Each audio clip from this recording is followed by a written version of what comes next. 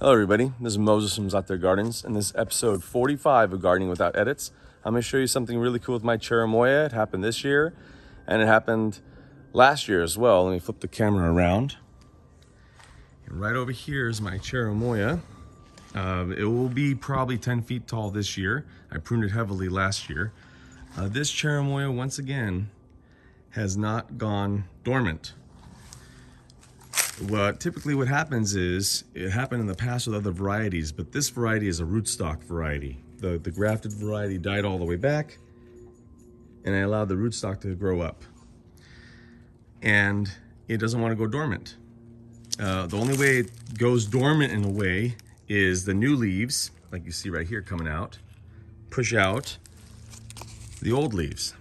So they just push it right out, and yeah, I guess that is sort of a dormancy period, but these used to be dormant for about a month and a half. Other varieties, Chaffee, El Bumpo, and a few others used to just go dormant for a month. This rootstock never wants to go dormant. It just pushes out the old leaves. Let's see that. Yeah, there it goes. Pushes out the old leaves, and you can see that new leaf coming in right there, that little dot. So it doesn't want to, and it'll turn into this in about probably a week and a half with this weather. I'm in Central California, Zone 9B, and it doesn't want to go dormant. So it's yet to flower.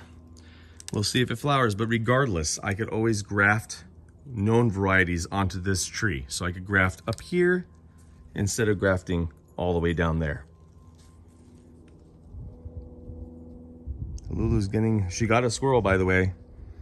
She got a squirrel, her first one. I'm not proud of her or anything, I'm just saying. She did get her squirrel. So many of you have been watching, she's always trying to look at the corner for squirrels. Well, one squirrel wasn't paying attention. Happy gardening, everyone.